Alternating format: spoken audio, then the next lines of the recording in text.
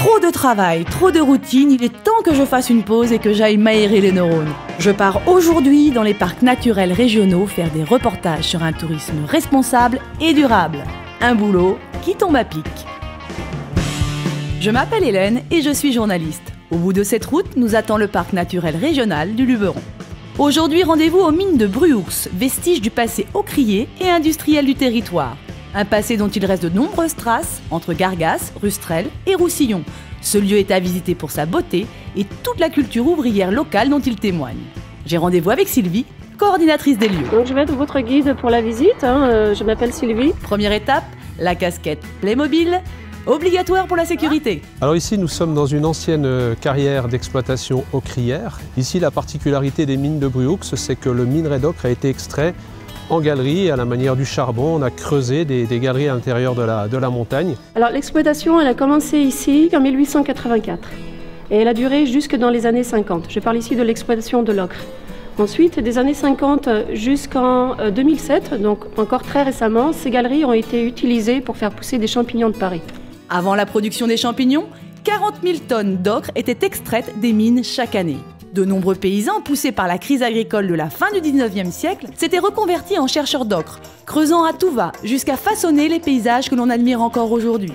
L'ocre servait alors à la fabrication du caoutchouc, à colorer les enduits de nos maisons, ou plus noblement à badigeonner les palettes des artistes peintres. Là, on a affaire à peu près 10 km² de superficie pour 40 km de galerie. Ah oui, donc voilà. Donc je ne m'aventure pas par là-bas, toute seule, je vais vous suivre.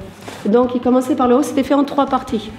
La première partie, c'était cette voûte que vous voyez là-haut, qui était creusée par le mineur le plus qualifié. Donc il dégageait tout ça à la pioche, entièrement à la pioche, et quand il avait dégagé sa voûte, on s'attaquait au bloc suivant. Quand même, ce qui s'y prenait pour creuser des galeries aussi droites que ça, eh bien, ils utilisaient la technique qu'on appelait la technique du fil à plomb. Et à votre avis, il fallait combien de temps pour creuser une telle distance? C'est énorme. On compte à peu près 1 an, sachant qu'ils ne travaillaient pas toute l'année. Donc là, on a 1 an de travail.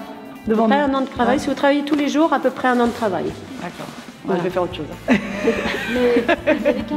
Le premier des objectifs, c'est de conserver ce patrimoine. Une vocation annexe, j'allais dire aussi de cet endroit, c'est qu'il a été aménagé aussi pour aller un petit peu plus loin dans le culturel, puisqu'on y accueille des spectacles. On part du passé, on va au présent, et puis comme ça on peut se projeter aussi sur l'avenir. Plusieurs sites aucriers sur le territoire du parc naturel régional du Luberon permettent de découvrir d'autres facettes de ce patrimoine.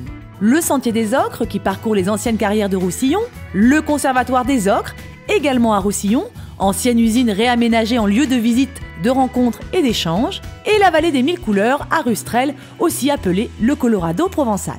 Avant de partir, arrêt boutique et shopping. Du jaune au rouge en passant par le rose ou le vert, ici, tout pour satisfaire les amoureux de la couleur. Mais il est maintenant temps de reprendre la route, l'aventure continue vers un autre rendez-vous, une nouvelle destination.